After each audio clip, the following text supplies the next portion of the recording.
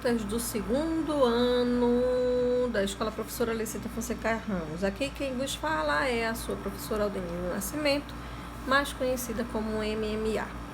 Bem, eu passei uma atividade de filosofia para vocês desenvolverem, tá? Do dia 10 ao dia 14 de agosto.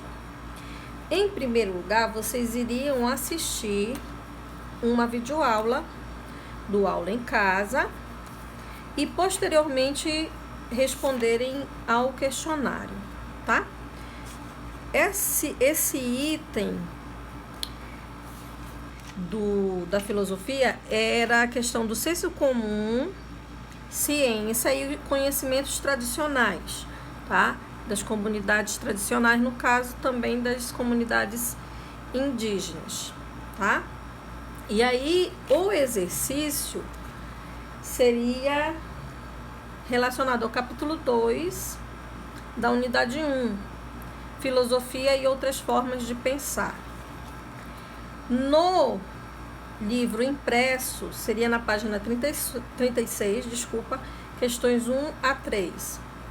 E no livro em PDF que eu mandei para vocês, eu tirei print, todas as páginas do capítulo, recortei, montei em PDF, mandei para o WhatsApp. O exercício está na página 33, tá bom? Então, o que nós vamos fazer? Eu vou ler a pergunta e vou trazer a ideia central da resposta. Não significa que a sua resposta tem que estar idêntica, tá bom?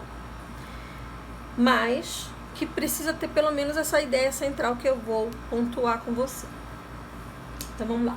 Primeira, explique com suas palavras as diferenças entre mitologia e a religião, de acordo com o que você estudou no capítulo. Então, eu espero que você tenha estudado o capítulo. Então, vamos lá.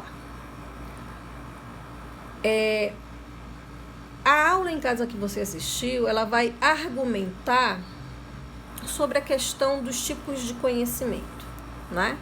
Formas diferentes de perceber a realidade. Senso comum, conhecimento religioso, conhecimento filosófico, conhecimento científico e também tem o conhecimento artístico, tá? Então, nessa questão, ele fala de 2 itens parecidos, mas não iguais, tá? Ele fala da mitologia e da religião. Mitologia é um conjunto de narrativas que explicam a origem das coisas, da realidade, do universo, dos seres humanos, por meio dessas histórias elaboradas pelos seres humanos de uma forma racional e também usando a imaginação, tá? Então, a narrativa mítica é essa explicação, é uma forma de perceber a realidade e de procurar explicar. É uma forma racional? Sim, porque usou a razão, mas também uma forma imaginativa, ok? Religião. A religião, ela é uma construção institucional, tá? Onde seres humanos explicam as suas realidades por meio daquilo que é sobrenatural, fazendo ligações do material com aquilo que não é material, com aquilo que é além do natural. Natural seria a planta, natural seria o rio, natural eu e você, porque nós somos seres biológicos, então somos naturais, da natureza. Então, a religião, ela não tem somente explicações vindas do material, daquilo que é físico, mas sim daquilo que não é físico e é sobrenatural, ok? Mas o mito também não é assim? De certa forma, sim. Porque quando um mito explica a origem, por exemplo, do universo criado por determinados seres, deuses, ele também está recorrendo ao sobrenatural. Então, qual é a diferença? Professora, qual é a diferença? É que na religião, normalmente, está institucionalizado relações de poder. relações que vão efetivamente fulano mandar ciclano, ciclano manda Beltrano e Beltrano manda no outro ciclano. E o mito muitas vezes não tem isso. Ele não tem necessariamente essa institucionalização. Ele explica e deixa lá, tá? Ele não é formal naquilo que ele sugere como comportamento, mas ele sugere comportamentos, tá? Então a diferença é essa, de institucionalizar efetivamente as práticas e os comportamentos, tá bom? Vamos para segunda questão. Qual é a relação entre a filosofia e o mito? Bem,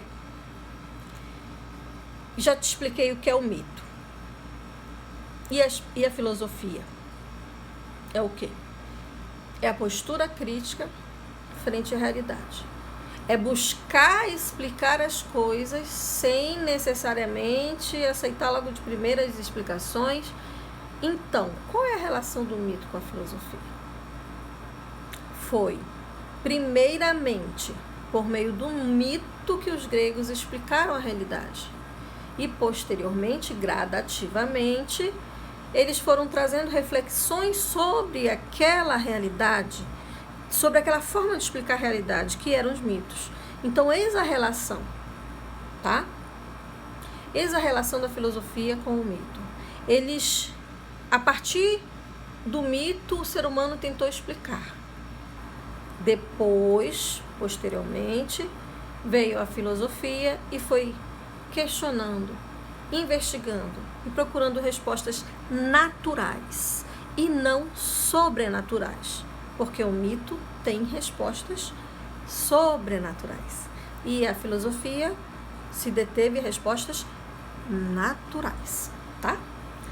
Vamos para a terceira.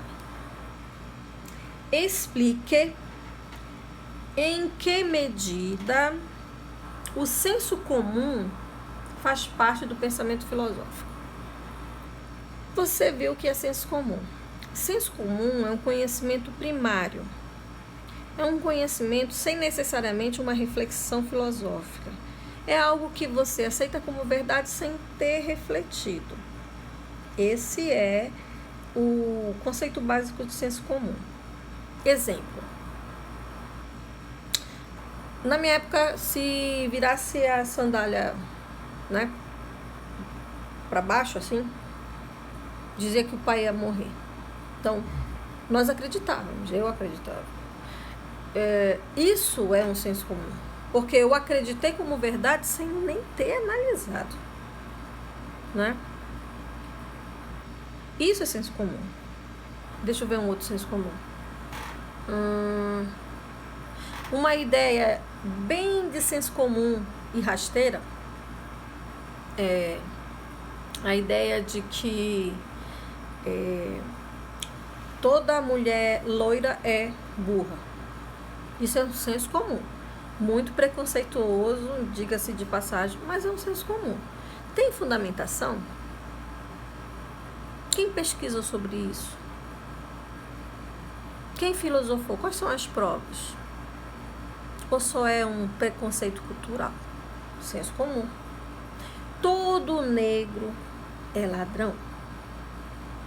Senso comum. Todo japa é nerd.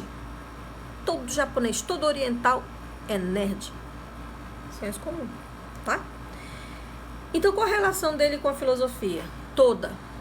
O senso comum, ele não pode ser tratado com desrespeito, porque é a partir do senso comum que todas as reflexões nascem.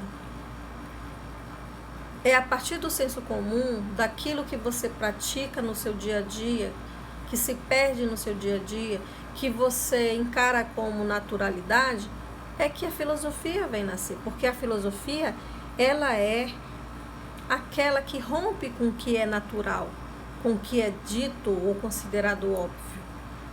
Então, o senso comum, ele é uma forma de conhecimento que está, sim, relacionado à filosofia.